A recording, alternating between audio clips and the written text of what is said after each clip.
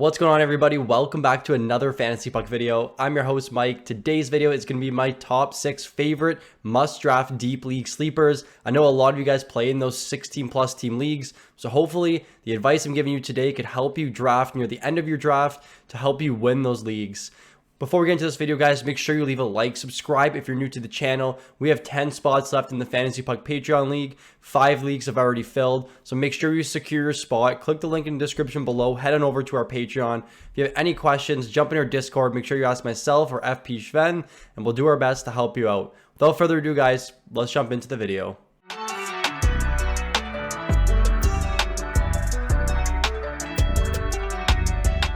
Starting us off, the first player for this Deep League Sleepers video, Evan Rodrigues of the Florida Panthers, formerly Colorado Avalanche and Pittsburgh Penguins. And in the past, what we've seen with Evan Rodrigues, the trend is when he gets opportunity in the top 6 role with good players, he takes it and runs with it and is an extremely highly dynamic offensive player. Now, I don't know what his deployment is going to be in Florida this season, but I will take a flyer on a guy with upside to play in that top 6 and had an 11.3 shots per 60 rate, one of the top shot rates in the entire league in 2021. Last season, 16 goals, 39 points, 170 shots in 70 games with Colorado, including 11 power play points. He was up and down the lineup, really depended on who was healthy and who was hurt. But no more Duclair over in Florida, which should open the door for Evan Rodrigues to hopefully break into that top 6, even top 9 role. What we've seen in the past is Carter Verhaeghe came from Tampa Bay with no opportunity in Tampa, came into Florida, they gave him 17 plus minutes per night and turned him into a 40 goal scorer. Do I think Evan Rodrigues is a 40 goal scorer? No, but I do think this offense really brings the best out of players, and we can see that with Evan Rodrigues this season.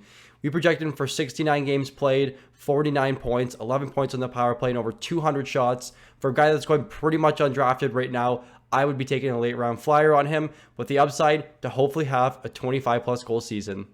You're probably looking at the screen right now and you're like, who? Scott Perunovich? Yes. So with Torey Krug, with the announcement that he is injured to start the season, it's finally time for the former Hobey Baker winner to step in and quarterback that top power play unit. He's one of the best offensive defenseman prospects in the entire league. 42 points in 32 games in the AHL last season, including 21 points on the power play. His last season of college hockey, when he won the Hobey Baker Award, 40 points in 34 games. Just a very, very elite numbers from a defenseman who just can't seem to stay healthy early in his career. We don't know what to expect from the peripherals at this point in the season. A 5'10", 170-pound defenseman, you can't really assume he's going to be blocking or hitting too much.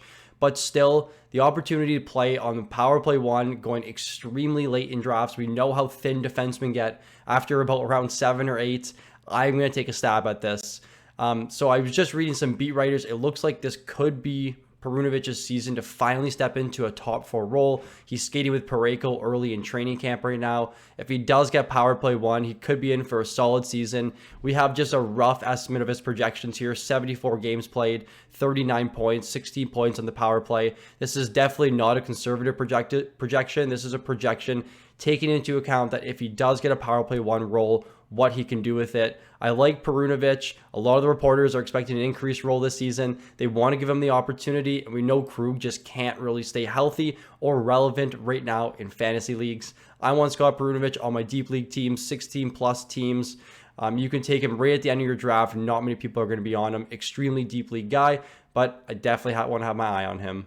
Moving on to another guy that just seems to go completely unnoticed, Lawson Crouse of the Arizona Coyotes. I was actually just selecting my keepers in one of my bigger leagues and realized that I did have Crouse on my roster. Right now, he's just 14% drafted, and it could be a breakout season for him. We actually, just taking a look at this entire Arizona Coyotes roster, I can't see them regressing. I can actually see them having a way better season this year, and Crouse should be in the mix for a guy with 150 plus shots, 200 plus hits. Last season was sort of a breakout year, but also his second 20-goal campaign in a row, which I love to see. 77 games played, 24 goals, 45 points, 150 shots, and 190 hits, averaging about 18 minutes average time on ice. I don't think he'll get power play 1 opportunity given he's more of a power forward, and they have so many skill guys over in Arizona that Crouse probably won't end up filling that role. but I can see the same production, if not a little bit better from what we saw last season for Krause this year. We project him for 21 goals, 150 plus shots, 200 plus hits. This guy's only 14% drafted. If you're in bangers leagues, you definitely want to be looking at Lawson Krause in the middle to late part of your drafts. But even for players in points leagues or leagues that just count shots and no hits, he's still a very good player, super late in drafts. I definitely like this Arizona Coyotes offense much more this season than I did last, and Lawson Krause should be in for a pretty solid season. Moving on, I had to make sure I added at least one goalie in this list, and I'm sure a lot of you thought it was going to be Joseph Woll. I think he's actually going to, not overdrafted, but a lot of people now have their eyes on him, but I don't think a lot of people have their eyes on Joel Hofer this season. I think Binnington's time in the St. Louis Blues net is dwindling down, just can't really make a save on top of nonstop getting into trouble. I remember the frustration came out from Craig Berube last season that said he needs to focus more on stopping the puck, and his mind really isn't about that right now. Joel Hofer, very young goalie. Over the last 30 team games, Binnington down the stretch had a 900 save percentage and a 330 goals against average. Those are just numbers you really can't have if you're trying to contend. I don't know how much better this Blues team is. I think a lot of people are really selling out on them, and I think they can be a lot better than they were last season, even though they had an extremely bad start. Hofer in 6 games in the final 30 games of the season, a 905 save percentage and a 322 goals against average. I get it, nothing special, but he has proven it in the minors before. In 47 games played in the minors, a 921 save percentage and a 250 goals against average. Again, nothing spectacular, but I am down for the upside of a goalie with a 920 save percentage in the AHL compared to Binnington, who over his last 100 starts has an under 900 save percentage. And honestly, if St. Louis wants to contend, they're going to need to start their best goaltender. And I can see Joel Hofer taking over the net at some point this season, very similar to what we saw with Stuart Skinner. I like the upside. He's a young goalie. He's a young prospect. Give him the opportunity. We'll see early in camp what's going on with Jordan Binnington. But I do think that they may split time more than you think this season. Moving on to the next Deep League sleeper, we have one of the favorite last names in the entire NHL, Luke Evangelista of the Nashville Predators. He is one of Nashville's top prospects, especially offensively. A second-round pick back in 2020. In his last OHL season, he put up 111 points for the London Knights, and then followed that up with 41 points in 49 games in his first pro year in the AHL. He was called up late last season after dominating the AHL. They gave him great opportunity. He played 16 minutes at 34 seconds per night, second line, power play 1. Now with Johansson and Duchesne out of the picture, he should be getting top 6 minutes, centering that second line. I did see O'Reilly and Philip Forsberg currently are playing together on the top line, which is completely fine with me. I don't think there's really any players that are going to be blocking Evangelista from getting those big minutes this season. He's a 20-year-old last year. He played in the final 24 games of the season. He ranked top 130 in shots per 60 and points per 60.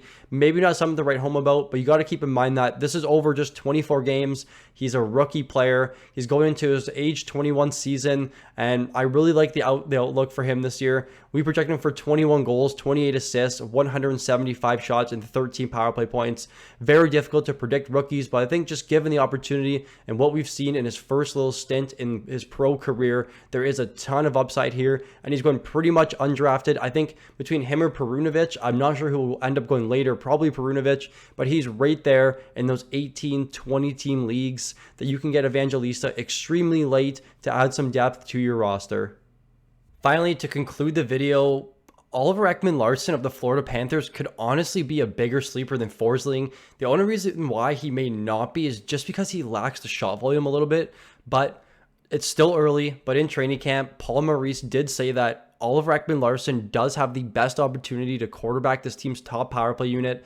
We saw it late in training camp last year where Montour took over the power play 1 duties, and look what happened. So we know Montour now, him and Ekblad are out until at least late November, early December. It may get pushed. They may return quicker than we expected, but still, under this assumption, there's going to be opportunity on that top pairing for 23 plus minutes, which is what we're projecting Oliver Ekman-Larsson right now to play. He has some upside. He just had some really bad last couple seasons, but that's because of how bad the teams were. He was on Arizona 3 years ago. They were extremely bad, was traded over to Vancouver, just wasn't really given any opportunity. He was blocked by Quinn Hughes.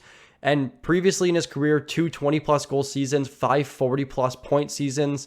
I think with the opportunity, again, we know how good this Florida Panthers offense is. I mentioned it with Evan Rodrigues. If Oliver Ekman-Larsson does get the power play one opportunity in the first 30+ games of the season, a team with the 10th most power play goals, he could be in line for a very strong year. I just upgraded his projections with the news, gave him some more minutes, and we have him projected for 41 points, 17 power play points, 160+ shots, and 105 hits. He's pretty much going completely undrafted. There is really no reason to not be taking this guy in your 14+ team leagues right at the end of the draft, because we know how much defenseman thins out. OEL, Forsling, both in for big seasons, should both play 23+ minutes per night in the best offensive situations. He's an offensive defenseman. That's what they like in Florida. I definitely want to be looking at OEL late in my drafts to really round out my decor and give me some huge upside if he does end up quarterbacking power play one and playing first pair. That will do it for the 6 must-draft Deep League Sleepers video. If you enjoyed the video, make sure you leave a like. And if you're new to the channel, make sure you subscribe. Thank you for watching, guys, and I look forward to seeing you all in the next one.